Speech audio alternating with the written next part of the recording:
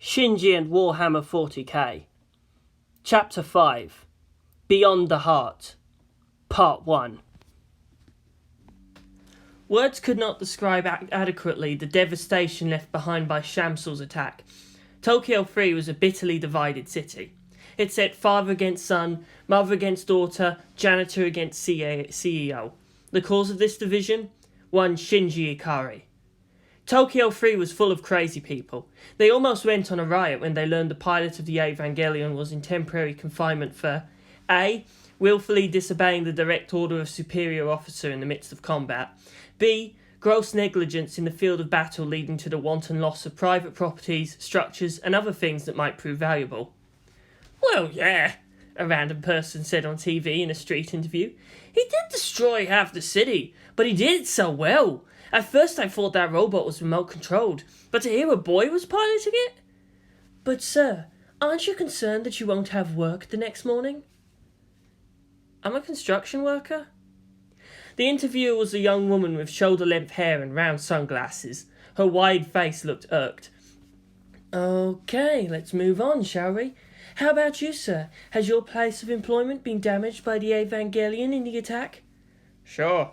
He was so obviously a salaryman, even in plain casual clothes. You know that building it just broke right through? I worked there. Do you feel any resentment towards Shinji Ikari for depriving you of your livelihood? Well, it is true that I'm living off nerve handouts now, but are you insane? Did you see that battle? The angel was attacking and there's this building in the way to a rocket launcher, so what does he do? He goes through the building to get at that rocket launcher. But that tactic didn't even work. Sure, but does he shoot it off from a safe distance? He gets right at its face to make sure he can't miss. I can respect that sort of dedication. The reporter turned to look at the camera. Everyone so far seems enamoured of this Shinji Ikari, despite his wanton disregard for their own happiness and financial future. Could he have delayed slaying the angel to ensure himself a properly spectacular finish? You don't actually know a whole lot about this whole journalism thing, do you, girl? Said the man being interviewed, amused. I'll have you know I graduated with top honours at Kyoto 2 International. Great. A newbie and from out of town. Let me spell it out for you. The man loomed closer to the microphone. We know about loyalty here. This is a nerve town. I feed my family out of nerve money. Most of us, in some way, work for nerve. And nerve is in the business of saving the world. He turned to the camera. You're doing a good job so far, Shinji. The sun's still there, the birds are singing. Keep it up. Behind him, the reporter made gestures to kill the feed. If she was expecting better reactions from the JSSDF, she was disappointed. But the efforts of the military so far have proven ineffective. Don't you feel anything about Shinji Ikari making you look obsolete? You kidding me? That kid rocks hardcore at a level I can hardly believe. Did you see the way that Ava was running up on rooftops? Did you see the way he finished off that angel? Well, if he wasn't showing off so much, then perhaps the battle could have been ended faster, and with less loss of... The soldier laughed. He turned around, repeated what was said to his buddy, and then they began laughing as well. If the kid had been stupid enough to run down the hill to stab the angel and get stabbed himself, yeah, I'd hate him a little bit. But he did the sensible thing and stuck to his guns till the last moment. The guns proved effective, didn't they? If he could have ended it earlier with just a knife. He'd have gotten himself skewered. The soldier shook his head. You civilians just don't get it. Do you really think we go out to fight and die just for a salary? That we bleed and die for glory? Well, you. There's no glory. There's only living for the next day and killing the other guy. We all saw that. That kid tried his best to kill the angel without being killed in return. He knew it, damn it. He knew that if he died there, if he tried to play the stupid shonen hero, who's going to be there to stop the next stupid that comes? His buddies actually had to wrestle him to the ground to keep him from getting too agitated. He continued even there. Makes me sick. I lost friends to that angel and they say no one really had to die. And these are they're losing money? The kid on a giant robot stepped to the bank across the mall? They're alive. Shouldn't that count for something? Maybe you'd better go away for a while, miss, said another trooper. You're not helping things. Rika Izuna left, frowning. Oh, she provoked a reaction, all right. Not just what she wanted. There were simply too many other journalists out there ready to sing praises to young Ikari. Her voice would be lost in that cacophony. A negative viewpoint kept things balanced. The only way a reporter of her caliber could become part of history was to destroy a legend. She'd be there to point out to the people all gods were dead and no true heroes walked the earth. And they'd remember her and thank her for making the world sensible again. This, she believed. She seethed as she walked away. She just had to find Ikari's feet of clay. All of this was thanks in part to a recent crop of amateur journalists / idiots with cameras who refused to go down into the shelters. Shinji's plan was to take the Angel only to the commercial and industrial areas, in short destroying only the buildings of those who could afford to rebuild. Fortunes and legacies were wiped out in an instant, but no one died. Public opinion couldn't decide whether to crucify Ikari, deify him, or sometimes even both at once. Needless to say, Gendo was not pleased when he returned. He expected to find a pilot almost crushed in the pressure of his role, not such total devastation and a media frenzy. Seal would be pissed, he thought. They'd have to find a way to pay for all the damage. In a brief private moment admitting to human frailty, Gendo rubbed a headache in the darkness of his office. How could you let this happen, Kozo? What's wrong, Ikari? I followed your scenario to the letter. If the damage ever reaches beyond a certain point, have the pilot reminded of his priorities. The white-haired man looked up. This far exceeded that point. These people are insane, said Gendo. Logically predicting the movement of a group should be easier than that of an individual. The larger the mass, the better. This came from right outside of his predictions. He took off his glasses and rubbed his eyes. You must embrace the power of youth, Ikari, as I have. You're older than I am, Sensei. Your physical age doesn't matter. As long as you feel young inside, the world is always full of possibilities. Every change can be a delight. Sensei, stop trying to piss me off.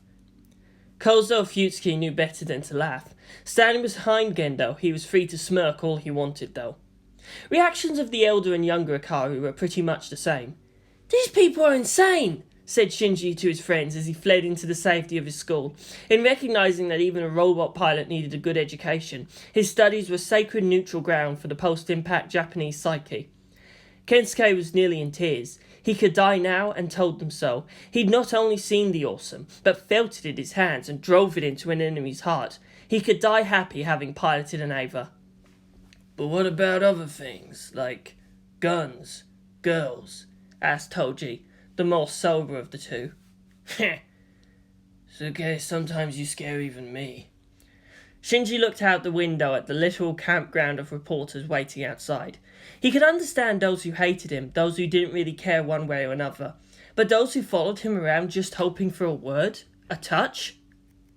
These people need something to believe in, something larger, that all their loss was for a worthy cause. They need it, something that gives meaning to their lives rather than waking up to the knowledge of the everyday pain that is life itself.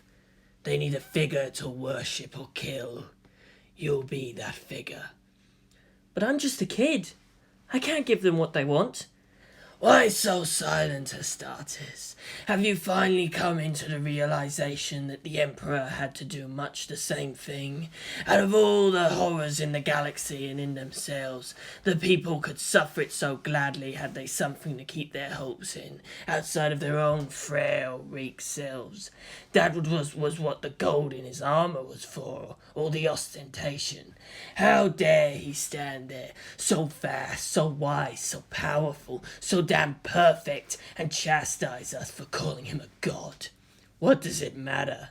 Humanity needed a god, and got it, even after his death. The gods in chaos are active gods, living gods, bubbling with power. Call out and they respond, worship and they answer. They are not the desiccated, self-deceiving husk that humanity deludes itself into a being that protects. In the end, all the plans unravels, as the god who is not a god dies on his golden throne. My gods are forever, and I shall see to it the bright Lord... The Space Marine put down his bolter. Frack this, for my faith is a shield proof against your blandishments.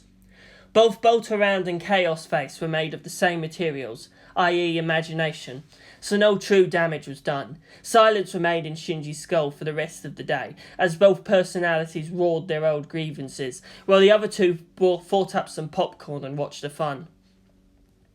Ritsuko Akagi had a headache.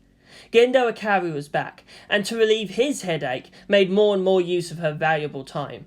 There was the fact that Shinji and his two classmates had managed to combine their synchronizations and attack as one, an event long theorized but unproven until that moment. It brought into question what the AT field really was and how the Ava generated it.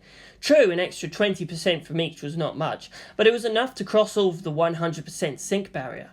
She wondered why Shinji didn't show anything like a sympathetic wound from the angel. Perhaps it was diluted across 3 minds and thus had less effect. This could bring into the table again the proposal for a multi-pilot Evangelion, though cursedly complex and impractical that was. There was still the analysis of the angel corpse. She groaned.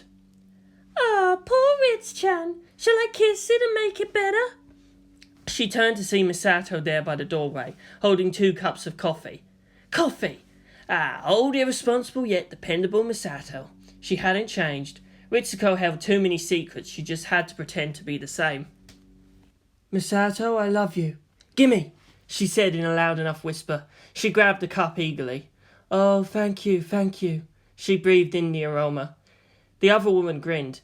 "Yep, same old Ritsuko. If I weren't around, you'd end up marrying your desk. So what you got?" Ritsuko raved at the screen. "Do you see that number blinking there? That means unanalyzable." "So you don't actually have anything new?" The scientist sighed. "Unfortunately, you are correct. We do know the angel's composed of matter which has the properties of both particles and waves, just like light." What? "Do you remember that energy rip the angel had? It can alter its own physical properties using its AT field in ways we never conceived of." She grit her teeth. "When Unit 01 spat at that angel and its body started to melt, we knew then that another AT field can corrode its cohesive structure." She looked up. "Before you ask, no. The Evangelion does not now have acid spit. It's a function of the AT field, nothing more." "Well, you did find its power source, didn't you?" Misato asked hopefully. "Maybe we can have the Ava fight for more than 5 minutes." Ritsuko sighed. "If only we had something like that. I've got nothing on its working mechanism." She felt Misato's arm wrap around her, and her friend's breath on the nape of her neck. "Ritsuko, I'm afraid. I'm afraid for Shinji. We've reached something beyond our experience, haven't we?" "The world's full of mysteries, Misato," was her reply. She patted the captain's arm on her shoulders. "Someday we humans will know all of them, and on that day we'll finally look inward to figure out our own secrets. Such is why a brilliant mind such as myself would continue to whore out her own body to such a bastard." She relaxed there for a moment, in the warmth of someone who still thought the best of her, someone who couldn't really judge. This was the scene that Maya walked into. The young lieutenant gasped and dropped her discs. "Oh, I'm sorry, Senpai, Misato-san, for interrupting. I'll just go now." Ritsuko turned and frowned. "What are you talking about, Maya? We've still got plenty of work to do." Then she realized what it looked like. She felt a laugh escape her. So ridiculous. Her assistant looked so red, so innocent in her rays. She tapped the limbs around her neck. "Oh, let go, would you, Misato?" The other woman laughed as well. "It's not what it looks like, really. Ritz-chan and I have been through a lot. We're old friends, almost like sisters, you'd say." "Obviously, I'm the more responsible one. The one that has all the honours, and she's the one the parents actually focus on since she so obviously needs the help." Misato prodded her friend. "That's mean, and yet accurate." She turned to Maya. "Don't you remember your own wacky college years?" "Yes," said Maya numbly. "Wacky." Error. Does not compute. Wacky and Maya just didn't belong in the same sentence. She stood there looking at the two women, dynamic in their familiar and comfortable friendship. She briefly had a misty vision of Ritsuko-senpai balling up her fists and saying in a plaintive voice up to another, "Ne-chan, Ne-chan." Maya shook her head quickly to clear it. She felt blood rushing to her nose. I have the report you asked for, Senpai." "Good." Ritsuko put back on her glasses. "Which ones are those?" About the angel's inherent wave pattern, Senpai. Look! The young woman loaded up the data excitedly. Although the constituent elements are really different from humanity's, the arrangement and coordinates of the signals are extremely like humanity's genes. 99.89%. And that says? That says our body of knowledge is really shallow, Ritsuko answered. And yet this explains something I was bothered about. What's that? Unit 1 had difficulty handling the angel until the other two boys added their own sync pattern. Didn't Shinji report something about his own AT field being easily bypassed? This here could mean that not only can humanity match an angel's AT field with the Evangelion, it could mean every AT field is unique, like a fingerprint. The nerve captain leaned over and frowned at the data. Interesting. But what does that mean for us? It means that we need to find a way to cycle the Evangelion's field pattern, or Shinji will be vulnerable again to another angel. Thank you, Ritsuko, said Misato, her gratitude true. Back at school, it was time for physical education. The boys had their turns at basketball, the girls had swimming. The best part of the exercise was the waiting in between turns. The boys lounged about the grassy bank, looking off the pool and the girls in their bathing suits below. The girls, said Toji. They're all developing such lovely shapes. The girls had other thoughts about this exercise, of course. I hate this part. Look, they're at it again. Look at Suzuhara. He's got this weird look in his eye. He's actually looking here. Stormtrooper Suzuhara. With him keeping anyone from talking to Shinji, I thought he was gay. The girls all giggled. Toji's eyebrows twitched. That exchange hadn't been at a gossipy whisper at all. He stood up and gave them the finger. Screw you, women! Ha! You wish! Was the reply. Now, let's not provoke the animals, girls, someone said from behind a row of jeering girls. A freckled face peeked out and smirked at Toji. He immediately sat back down. Suzukara can't stop himself from being such a monkey. Hikari! One of the other girls exclaimed. Ooh, I'm so envious. You're in a circle now. We thought you might think yourself too good to be with us anymore. Come on, girl, share the word. What's Shinji-sama like? The girl looked confused. In a circle? You sit with them every day at lunch, don't you? Said another girl, tall and well-built with her dark hair plaited into two long pigtail strands. Don't think we can't see you feeding Ada and Suzuhara and even Shinji-sama. They must really like your cooking if they won't accept anyone else's offerings. Hikari sighed. Actually, Hikari-kun's cooking's even better than mine. He knows hundreds of recipes, both native and foreign. Squeals greeted that tidbit of information. Can anyone be any more perfect? Hikari sighed again. Sitting with the boys made her realise just how little they knew or expected from her gender. For all that talk of perversion, sex didn't really enter into the question. It was so ridiculously easy to pound it out of their heads. She repressed the bra of her newly discovered power. It was so simple, as if Shinji had given her the authority to seek out and punish. He couldn't do it to his friends. They were his friends and were too precious. He could never harm them, either physically or emotionally. But her, she could do it. She was class monitor. She knew the line between fun and folly. She was always there, ever present, as if she'd always been there, watching the people around Ikari, sending Suzuhara here and there, answering Ada's questions and telling him when to stop. Inquisitor Haraki, someone had started that trend, and even behind her back the other girls watched their words. She was their only link to Ikari and the strangely removed world he moved in. She was his link to their own flightful, carefree days. More than anyone, she saw how Shinji Ikari was, more afraid to be with so many others than in the familiar silence of being alone. Ooh, Shinji-sama's actually looking here too, a girl said out loud. She grabbed her closest friend. Come here, Mayu-chan. Asa-chan, what are you... Ah! The girl screeched as the other began rubbing her body against hers. Look at us, Shinji-sama, she yelled out. And Shinji did look. Hikari saw his face, though subtly indistinct in the distance. He was smiling. He bowed his head a bit. Okay, maybe we shouldn't do this, said the excitable girl. I feel naughty. All the other girls let out a scandalised ooh. The girl from before only shook her head. No, not naughty as in sexy. Naughty like I've been bad. She turned to look up at the small hill rise. It's like I can almost hear his voice in my head saying, You don't have to do that, Sato-san. I'll gladly fight for you any time. She stood aside, put her palms together and bowed to him. The other girls all stood in line and followed suit. They went back to their practice and away to the pool. Only Ikari was left there by the fence. And of course, Ray. Guys, I said I don't necessarily need to have romantic feelings for Ray-san, right? Shinji asked. Yeah, sure, replied Toji, staring up at the sky. Kensuke was fiddling with his camera again and replaying over and over the final parts of the Ava battle, the one he took part in. Well, let me just say I like Ayanami-san. She's a girl and she makes sense. She doesn't scare me like all these other girls. When she says something, it's what she believes. She's not strong one moment and weepy the next. I can depend on her. He was looking at Ayanami, who of course wasn't looking back. About the only other girl I can still depend on is Haraki-san. Yeah, class rep's cool like that, said Toji, while idly chewing on a piece of grass. He could just hear her shouting, Suzuhara, get that out of your mouth! No wonder people treat you like an animal! Kensuke shut his camera. Is it odd that the women we like to hang around with are those who can conceivably kick our asses? I mean, there's a beautiful and capable Misato-san who Shinji here lives with. There's Ayanami who broke your nose. Then Class Rep who's just tough in that way without losing the essential girliness.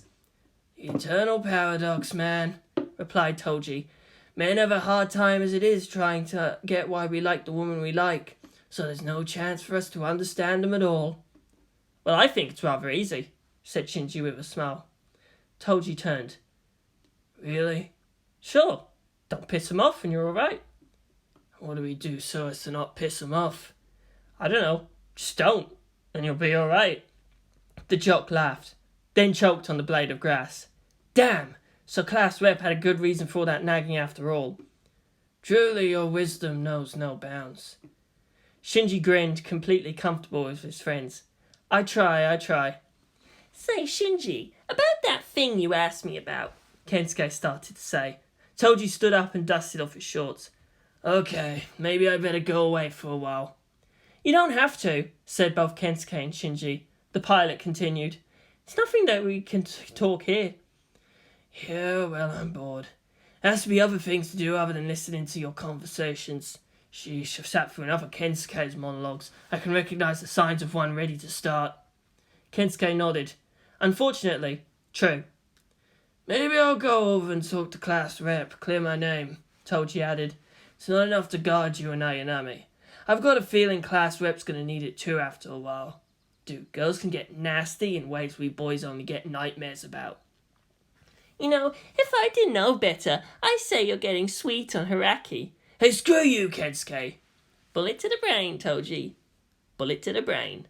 The glasses-wearing boy put a finger to his head and grinned. Toji walked away, swaggering with insulted dignity. So, what did you find out? Shinji asked. Sorry, Shinji. That's the problem. I hooked up to everything that's left of the international network. I couldn't find anything about that game you wanted. Now, I'm not saying it never existed, since you're pretty sure it was popular at some point. But we've got to work with the fact that what used to be the United Kingdoms of Great Britain is now just little Scotland and parts of Ireland. The pilot sighed. He tuned out the rest of Kensuke's rant about the state of the world and the decline of free thought, most notably the internet, with major portions reclaimed by the military. He didn't hope for much. This meant, however, that his pieces were now that much more precious beyond just sentimental value. They were likely the very last of their kind left in the world. He just didn't know what to feel about that. I did find something about Warcraft, but nothing about Warhammer. You just gave me your name, Shinji. Maybe if I had more details, I could pull something from the net. So what's it about? Shinji lay back on the ground. For far too long he'd held it close to his heart as his own secret, the security blanket of hoary knowledge. It was day, and yet the moon was already in the sky, white on blue. Tomorrow, he said. As expected, the only one unaffected by all of this was Rei Ayanami. The reporters tried to get her angle, but the girl merely ignored them. When they got too persistent, she told them, I was ordered to tell you that continued attempts at harassing me will have you arrested. Anyone that touches me will be shot. She meant it. Like Ikari, she never willfully lied. It was for this that Ayanami remained still an unknown, unwanted. No one followed her. No one even realised where she lived. Maya was a surprise. Hey, not that I mind, but what happened to Ritsuko? Asked Misato. The lieutenant bowed slightly. Sorry, Ritsuko-senpai really wanted to accept your invitation to hang out like in the old days and divorce the damn desk, damn it. But she was called up to the commander's office for a meeting. She sent me instead. Misato scratched herself. It's always something with her. Well, come on in. Maya, for her part, was still trying to deal with that Katsuragi Misato-san, bossy operations director of Nerve, dressed indoors in a belly-revealing tank top, and apparently no bra.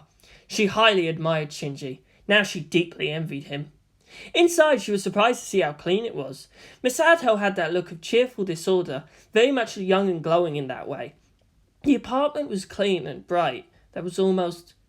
what was the word? Happy? Gay. Shinji Ikari sat there at the table, holding onto a cup of tea. His hands seemed so dainty, but more than anyone at Nerve, Maya knew the furious power in them, and in his face so placid she knew well the brute determination that lurked within. It was all so French romantique, she thought. A study of contrasts. Oh, and there was a penguin. Maya yelped and jumped back to the shut door as Pen Pen gave her a rah of greetings. Oh, don't mind him. It's just Pen Pen. I thought you know about him by now. Maya shook her head.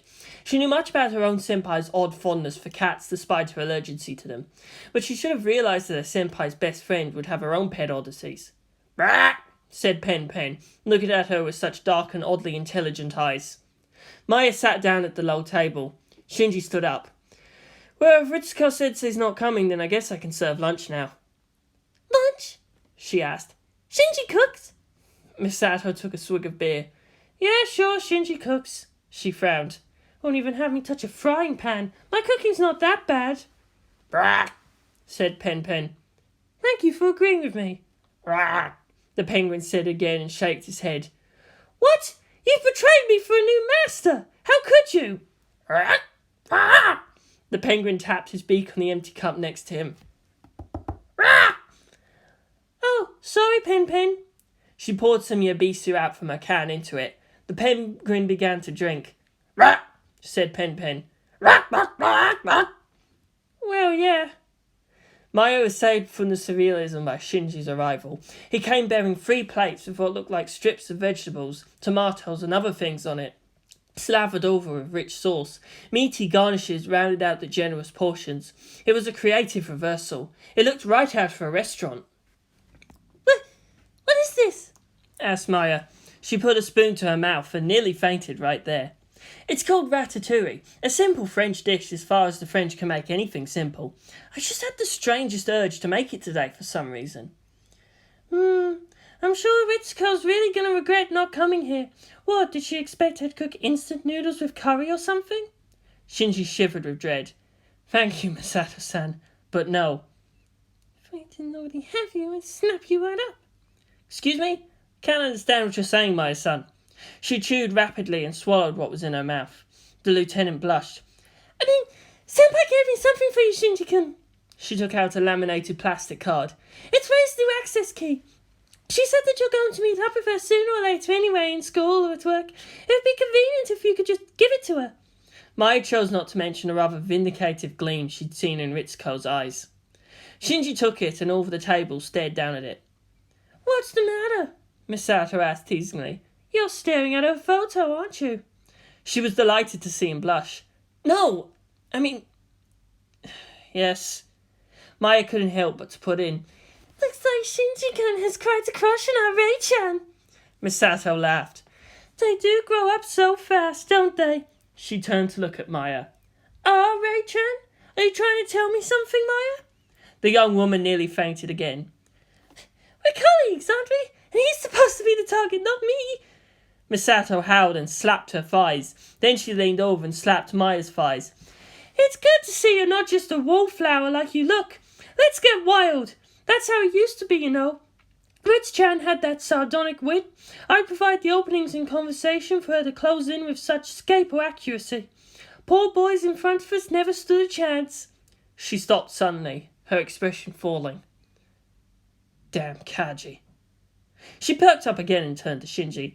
Well, this gives you a reason to go visit her home, doesn't it? Misato-san, please stop teasing me. But you make it so much fun. She took another swig of beer, and as that left her face, her expression was slightly more serious. It's a good chance. You pilots don't really know much about each other. It's a good time to bond. You need to know who it is you're fighting with. Shinji smiled. Yes, Misato-san. Misato beamed and saluted him with a splash of yabisu. So go ahead and make friends. Bond. Forge a relationship that will stand the test of times. Don't worry about the dishes after this. Me and Maya can handle it. Give us a chance to bond. She grinned, cat-like suddenly. Consider it an order, Pilot Ikari. I understand, Misato-san. I need the moral support. I'm not going out there into that emotional minefield that easily. He realised that over the weeks, he and Ray didn't really exchange much conversation, other than their declarations of mutual protection until death. It was sad, really, he thought. He couldn't believe it. Ayanami Ray was a pilot of an Evangelion, tasked with saving the entire human race from destruction. He'd overheard repairs in the Evangelion alone could bankrupt a small nation. Nerve not only had the capabilities to make repairs on the Evas, but to house them, research them, manufacture new parts for them. It was a massively expensive operation. There was no reason then that Ayanami, pilot of Eva Unit 0, should live in such a dump. No way. Did Misato-san know? He thought. Probably not. She'd never have stood for this. Shinji had to walk up flights of stairs as the elevators were broken. The walls were dirty, stained with rust, moss and dried urine. The higher he went, the worse it got. Does anyone else live here? Again, most likely not. On one hand, that made him somewhat relieved. That was a little added layer of security for Ray. On the other hand, that layer might as well be a micron thick. This was no security at all. She was an Evangelion pilot. What the hell? The more he walked, the angrier he got. It got so that he entirely forgot about being tired as he went over to her floor. It all hit him suddenly as he stopped in front of her door. As he tried to catch his breath, he looked at all the jammed up and ignored magazines at Ayanami's door. It was a variety of sporting mags, unlike what a girl like Ayanami would read. Therefore, she hadn't. However, by that several of the issues were successive, it appeared that she, or someone in that room, once had a subscription. The door creaked open under his hand. Shinji's eyes widened. His pulse began to rise. Her door was unlocked. A variety of worst-case scenarios began to run through his mind. This was a vastly unsafe neighbourhood. For a door to be left unlocked... Ayanami! He shouted, rushing in. It's me! Shinji! Are you all right? It was a dismal room. He saw bandages and blood on her bed. Ayanami! Yes? Ram! They collided, just as Shinji was turning and Ray getting out of the shower. As was expected, they both fell to the floor. Shinji grabbed away at whatever could support his weight, and instead fixed his right arm on something warm and soft and round. They remained still, Shinji in shock and Ray from the sharp pain at the back of her head. Move, damn it, move! Shinji commanded his body. Just would not obey. His heart was pounding. His breath was getting faster. He hadn't... What do I do? Oh, she's going to hate me forever. What do I do? He screamed within. Shinji, you must listen to me, came an urgent female voice. Oh, Farseer-sensei. Shinji nodded. Help me. First, you must move your thumb in a circle, then pinch. Shinji was off that breast as if his hand was on fire. It was you all along, he screamed silently. Those strange urges? The elder hung her head, ashamed. Her cheeks were silently burning behind her mask. Did I not tell you? Cinch, corn, not Slanesh! The Chaos Marine yelled out. Why did you not believe me? Was it not I that said it comes as no surprise? That perversion flows from the race that spawned Slanesh? Yours, Chaos, said the war boss simply. Your impeccable logic defeats me. The Chaos Marine sighed in assent. Ray began to stand up, revealing fully herself in all nakedness, giving Shinji the knowledge that, yes, it was all natural and... Why are you here, Pilot Ikari? Pick an emotion, spin the wheel. Oh, look, indignation. Let's give a hand to our happy contestants. Shame and arousal. What in the warp? Later. First, why in the warp do you just leave your door unlocked? Do you always walk around naked in your apartment? The lock is broken, Ray said simply. Not often. As a reply to his second question. Shinji put out his strangely accusing finger and a frantic look in his face faded as Ray began to dress herself. She starts with her socks, then her panties, and I do not need to memorize this! he shouted within and closed his eyes. Too late, said the Farseer. What is done cannot be undone. Someday, you and I are going to have a talk at just how much influence I can allow you people. He felt something else from the Farseer. Why, Ray, I know you. The Eldar didn't do anything without any ulterior motive. You know me, and you know her. See her. Shinji opened his eyes and beheld Ray. She dressed without concern of his eyes. She moved with easy economical precision, and he saw in there the results of something horrid. She was beautiful like glass, and like it had cracked, it seemed beyond repair. Her souls are bound in chains, said the Farseer. Chains that bind her to your father. She has no modesty. Just as he knew his environment and his exposure to the sheer mind-warping nature of the dark future in the 41st millennium shaped him, what sort of environment could shape a beautiful young girl without any idea of modesty or personal safety? The answer was quick and damning. An abusive one. It didn't have to be sexual, but he could see that wouldn't be too far off. He stood up and took a deep breath. Ayanami-san, I'm sorry, I didn't mean to... She walked past him. Ayanami-san! He had to run to catch up. She's walking awfully fast. She upset? She has to be upset. Ayanami-san, wait up! Please, listen to me! Ray continued to walk, heedless of him. Shinji had to contend with matching her pace a few steps behind, his brain churning with thoughts. Finally, as they were out on the street, nearing one of Nerve's entry points, he called out, Ayanami! Halt! She stopped, reflexively obeying the order. Shinji walked in front of her, his face set into a commanding mask. You'll need this, Ayanami-san. He handed over the new card. She nodded and took it. Just as she was about to walk past again, he added, On a level of 1 to 10, with 10 being the commander, how would you rate my authority and nerve? She stopped. 1. Misato? 5. Yours? 3. Do you have to obey me? No, I do not. Then why'd you say you'd protect me? It's my duty. Were you ordered to do this? No. Then why'd you say it? She turned to look at him. Because you've said you will protect me. You are the son of Commander Ikari. Does that make me more valuable than you are? I can be replaced. You cannot. Shinji fought back a frown. On a priority level, using a similar scale, how urgent is it for you to protect me? 7. Protecting yourself? 1. Redefine that. How can you protect me if you're incapable of protecting yourself? I may be used as leverage against Commander Ikari. As the pilot is the only fully functional Evangelion, even nerve and humanity may be at risk. I have readjusted my priorities. My need to protect you is now at 9. What's at 10? Obey the orders of Commander Ikari. There was something else she didn't say. Direct orders? Yes. Shinji clenched his fists. Gendo, what have you done? How many ways can I kill you? He has shaped her well like a puppet. She is completely compliant to his desires. How can I free her from her chains? The simplest and quickest way would be to claim her for your own, before your father can complete his mark. No. Shinji could follow that train of thought. Well did Slanesh own its worshippers. It is the simplest, but not the best. It is what your father has done. It is strong yet inflexible. As you would break it, so easily could others do so.